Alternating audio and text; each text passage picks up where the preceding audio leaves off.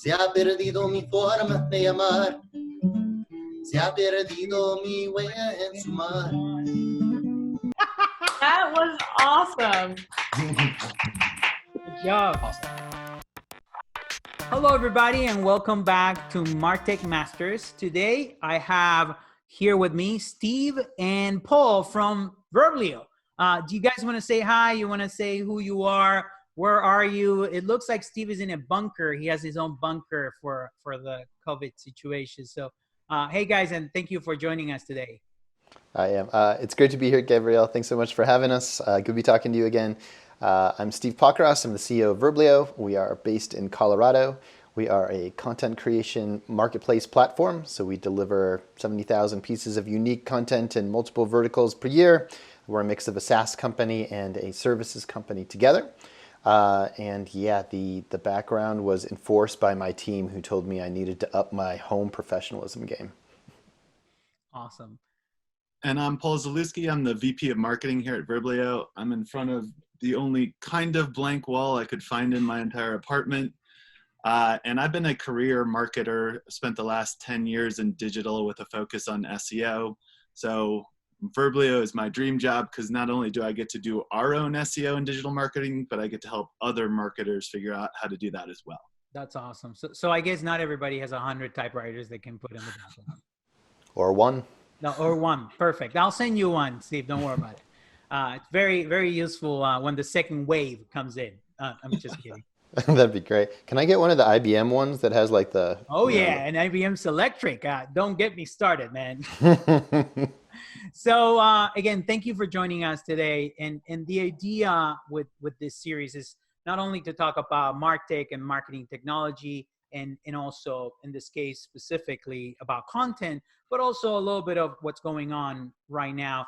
But before we get into that, do you want to talk a little bit more about Verblio and how Verblio can help companies creating content or agencies that need content for their customers? Sure. Paul and I are just going to take turns figuring out who's got the best answer. Paul, do you want to take this round? Yeah, absolutely. So Verblio is a combination of a marketplace business and SaaS. So we have a network of about 3,000 freelance writers, and then the software that connects them to businesses and agencies who need content. This is actually my third marketplace startup.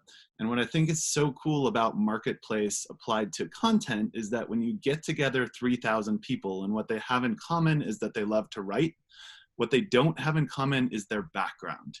And we have this amazing diversity of writers on our platform. We have something like 10 licensed architects. We have software engineers. But the thing that brings them all together is this love for writing. And Gabriel, as I know you know, when you get someone who understands subject matter expertise at a very deep level, you produce better content. It's more authentic. It resonates with the audience. It uses the right terminology for that vertical. And so that's one of the things that I think is so cool about our business. Yeah, and it definitely saves time and money. At the end of the day, that is critical for every company, especially during these times. Verblio can save you money and save you time when you're creating content, which is something that we all need to do if you want to keep growing online, if you want to keep your website updated, if you want to grow your SEO and create leads on your website and all those things. Content is going to be critical, either website content, pillar pages, blog content, email content, all those things. You still need someone to write all of that, and Verblio can save you time and money, right, guys? And we think a ton about how we can add flexibility to the business model of digital agencies or digital marketers, especially now when headcount is getting cut, when budgets are getting tight. But as you said, this is not the time to stop doing content. This is the time to reload your cannon, to take a look at your backlog, figure out what you should be doing to prepare for the future. So we think a lot about the fact that our model is flexible. You can scale up, you can scale down our service at any time. And that allows marketers to keep creating content for their business, for their clients, while budgets are getting cut. Definitely, definitely. So again, we're going through some trying times, and we're at home. Everybody's trying to run their business. We're all trying to find opportunities while keeping businesses running, keeping people employed. So there's many challenges, and And content is just one of those challenges too. So what have you seen companies doing? Are people pausing their content creation efforts? Are they repurposing old content? Are they creating new content that's specific about how they're going to manage their business or engage with their customers? Like, tell us more about what you're seeing as trends on the content side of things regarding this specific crisis. Sure. So I'll start out and try and tell the big buckets of change, and then Paul can get into more specifics about what some individual companies are doing. I think there's really a few different buckets. So one, you've got your companies. If you're existentially struggling with your existence of your company, focus on that, keep your company around. If you think your company is going to be around and survive through this, there's really two ways to go about this. We have one bucket that is pausing, knowing that they want to keep it on, or that they want to keep this alive, and it's an important thing to do. They'll get back to it. We have another bucket, which is, this is a great opportunity to really set ourselves apart. We're going to use content as a competitive advantage. It's one of the few marketing channels that we have out there. And I'd say that, all of our biggest clients and all of our top marketing companies that are all in on the power of SEO are focusing on expanding content right now. But if it's an existential crisis for your company, you need to be looking at that first. Of course. And we're seeing kind of like what you said, it's the companies that are really being impacted, and they're going to have to pause absolutely everything. Then the companies that are being impacted in a way, but they can pivot and find opportunities. Like a great example is healthcare. Everybody's going into telemedicine, and that's something that they've been not doing for a while.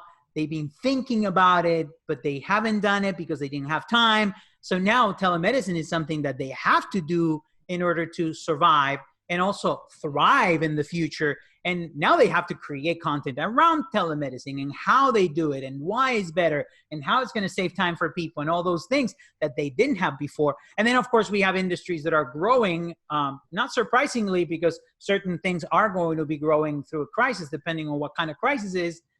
Those people are probably going to have to create even more content because everybody's creating more and doing more in those industries, right? It is becoming more, and so some industries are going to have that, especially the large enterprises. One of the big movements in our space is like the laggards, the big companies who haven't really caught the SEO wave are starting to see that. And so there's actually a first mover advantage in SEO for really large companies, which is for those of us who live and breathe SEO, that's a very bizarre concept. But if you're a large company out there and you're trying to figure out how to reapply your marketing funds right now and your competitors don't do it, if you build up that moat, you're going to be the one who ranks when people are looking for companies in your space for years and years to come. So I think that's really important. Gabriel, you said something really interesting on when you were on my video cast series a couple weeks ago, which was the first thing you should do is look at all of your marketing automation messaging. Rethink it with tone. You don't want anything coming out for your company, and if it's even vaguely on the edge, work through all of it now. I think that's great. The other thing that I've been thinking about, and then I'll pass the mic to Paul, is that everyone knew that they had to come out with a message to all of your clients. So you've all received 1 million emails about we're here for you. And so that's step one. 2, be real about it. Like, be sincere, talk about where you're really helping. In our message out to our clients, we said, we realize we can't help with everything. Where we can help is on content creation. So please let us know anything in content creation. Here's some things that we've thought of. And so be part of the solution that you can be, and don't overreach where you really play. And I think that the people who look at moving beyond that quickly into your funnel and every level of your marketing communications and changing that and upgrading it are going to have a distinct advantage.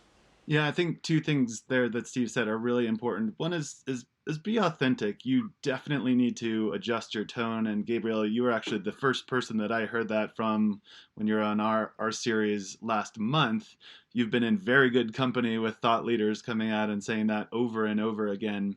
2 things I think are important there. One is when you're doing that audit of your content for tone, you can at the same time audit for revamping and republishing opportunities.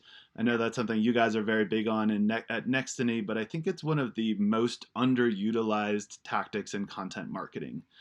And it's something that we hadn't started doing, again, our latest round until last month, but it's amazing the SEO benefit you can get from taking an old piece of content, figuring out how it can be better, more useful for today, and then relaunching it. So I think that's really big. And I think an interesting example of being authentic, our monthly newsletter is pretty lighthearted typically. The hero banner has a stick figure version of our logo flying around on a paper airplane. And we thought, this isn't going to work this month. So we just made a subtle change. We put the little stick figure in a house. And it was almost Easter eggy. Someone who was new to the newsletter wouldn't have even noticed it, but it was a way that we could stay authentic to our brand, which is a little bit more playful while recognizing and being in solidarity with our audience. Yeah, I believe that there's opportunities to do that, to personalize today more than ever. I like the idea of going back to old content. And one thing that we did and we're doing with all of our customers is going through their website, just reviewing their website, because the messaging on the website might be wrong today, right? You might have something that says, everybody wants to go outside and be happy. And if that is a sentence on your website today, probably it's not going to resonate with your audience. So going page by page on your website, creating specific pages for this crisis, reviewing the messaging on the site, on your landing pages, on your emails, on your automation, on your ads. Like if you have ads, pause them all today, review everything, and then put play again if you're going to keep them running, because things are not the same. You can't use certain words. You can't use viral everywhere on your video stuff because it's not a good word to use anymore, at least for a while. So there are, again, opportunities to optimize current content that most people are not even taking.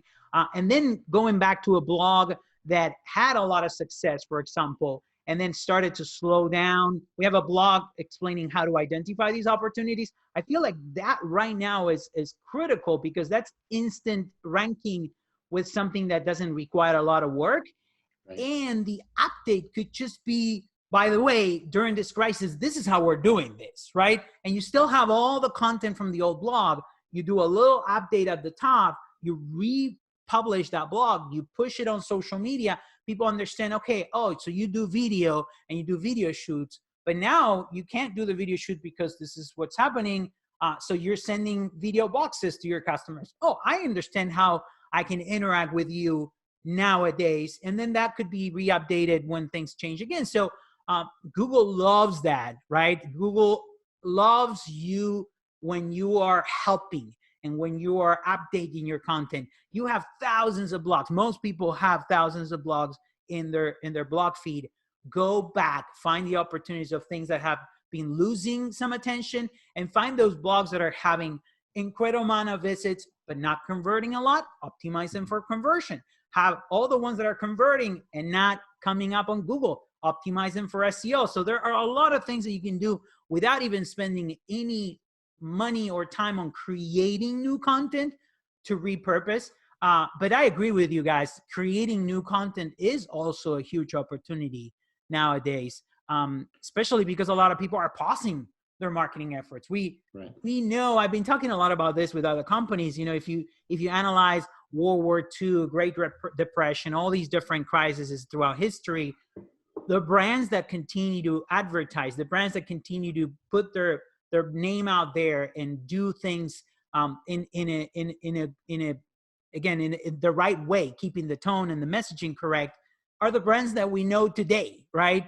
Are the ones that survive and thrive after it. So I believe that there's a huge opportunity on creating new content. So have you heard of any of those opportunities? Do you have any examples of companies doing this right now? Tell me more about what you see on the market. So I think we're still super fresh. We're just about to enter month 2 of the crisis. So I think companies are just figuring this out. I think month 1 was all about, hey, everything changed. How do we change all of our marketing message all the time? So I think there are some places to be a lot more topical. How do you get in front of something? If somebody's searching for, you are a restaurant and you're doing delivery services, that's a pretty obvious thing where you can message around.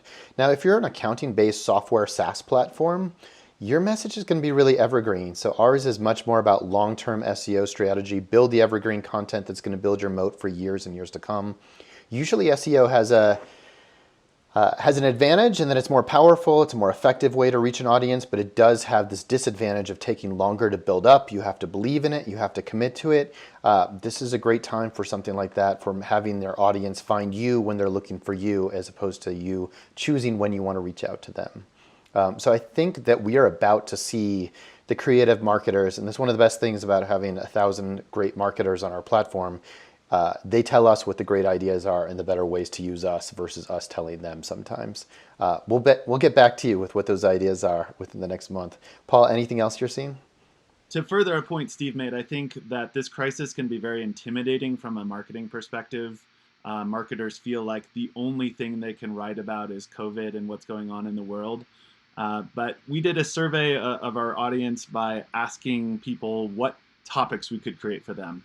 And the majority of people did not want and did not need topics that are all about this current crisis. So it's okay to be forward thinking, not let this intimidate you into creating no content. I love the idea of asking people. We actually sent a survey out, and I believe that the name of the email was, "It's time for marketers to stop assuming," including us, right? That we said that on the subject line, and I believe that's also important. Is let's not assume that everybody wants to know everything about COVID, or let's not assume that everybody needs to know how to do video from home, right? Like you said, Steve, like we know we can help people set up their video studio or do video remotely or record a video series from home. And yes, we're creating content about that, but let's also ask our audience, what do you need right now? It's not going to be, the answer is not going to be 100%. I want to set up Zoom to be able to do, that was week one. Everybody did it. The answer is different today. The challenges are different today. So asking, I believe that asking, even though this is an evergreen strategy, asking is always good. During a crisis, is even more important to ask, what's going on? What do you need? How can we help? What kind of content you want to see from us? Yeah, I completely agree. And just going back to our previous point of just staying within your lanes, just be really authentic about where you can really help and not have the big, broad, what could we possibly do for you that nobody can ever answer. Exactly. So any other things that you want to share about Verblio? Because we're talking about blog content, and I know we expanded on that, but it's not just blogs. You guys can help with pillar pages. You guys can help with some videos. So tell me more about the expansion of the services that goes beyond, you helping people create blogs. Cool. Paul, you want to take this one? Yeah, absolutely. So we rebranded the company about 1.5 years ago now. And a big part of that rebrand was when we started 8 years ago, all you needed to do as a small business was write one 300-word blog post per week. And if you were in a local enough market, if you were niche enough, that was all you needed to do great on Google. That's not true anymore. Pillar pages, video, local landing pages, all of this stuff plays a really important part in the story of inbound marketing and the story of content marketing. So we've put a lot of focus into how do we take our core model, which started with blogs, and apply that to all areas of content marketing. So we're able to use that same writer base. We adapt the model a little bit. For long form, there's more interaction. There's more, how do we make sure that we're dialed in at the beginning? Same with website projects. We don't start with having our writer write all 20 pages. They pick 1 or 2. They make sure that they get the tone right, and then we expand upon that from there. So there's so much that the average small business needs to think about when they're doing digital marketing today. Video is another that I know, Gabriel, you guys think a lot about and talk a lot about. Last year, we acquired a video company called Automagical, and the goal there was, how do we make video more accessible to the average SMB? It's something that, again, can be incredibly intimidating and so overwhelming that businesses don't get started. So our video platform takes a piece of written content. We use a combination of software and humans to take that written content and turn it into a short 45 to 60-second video that marketers can embed in their written content to increase engagement, that they can post on social media to drive more eyeballs to their written content. So it's really, how do we think about the intersection of written content and video? Yeah, and in what Verblio can do is actually create the videos from the content. I think that's unique, and I believe that during this crisis, this could be a unique way for people to create videos when they can't, even though, yes, there are ways to create videos like this video series. We're doing it from home and with Zoom and with QuickTime, and I have a DSLR camera and I have a whole studio set up at home. And yes, you could do these things, or you can use Soapbox by Wistia and create simple videos from your computer. But those efforts could also be combined with Verblio videos that come from a blog, and that blog could turn into a more engaging blog that people spend more time because you just created a simple video that people can engage with. So I believe that that's a huge opportunity for people to create simple videos with Verblio to enhance the content that they already have, right? Yeah, I think that's the big change in our thinking, which is a lot of what we do is we're following a lot of marketing trends. So all marketing trends start off as kind of simple. People are trying, the early adopters are trying to figure them out, and then they get more complicated, and everyone thinks that the earlier phase was really easy, but every phase gets more advanced and harder to figure out. So a few of those trends that are applying to us, which I think we just kind of give the broader perspective here is, so video, everyone looks at the new disruptive technology as, why is it completely different? How do I have to completely rethink everything? And so to us, video is just another way of storytelling. Content marketing is all about telling your story to people who are listening to it, to the areas that they're interested in. So to us, it should be paired with your written content, and it should be the same strategy and all come together. This is just another medium, another channel for reaching out to the same customers. If you have the same potential audience who's interested in watching it versus reading it, then you should have the same message to them.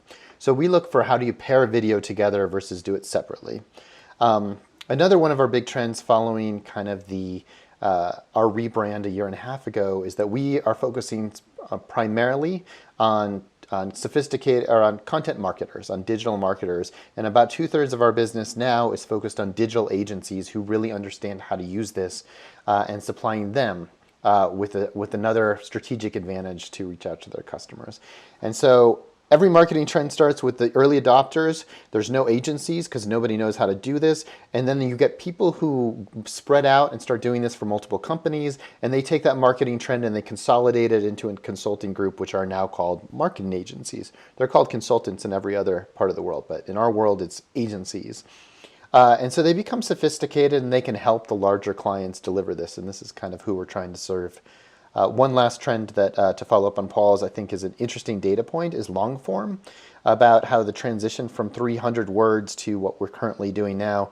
When we started this business, we were less than 5% of our business was less than 1,000 words. So consider this kind of like a medium-sized blog post for people who don't speak in word length. It's currently 2/3 of our business.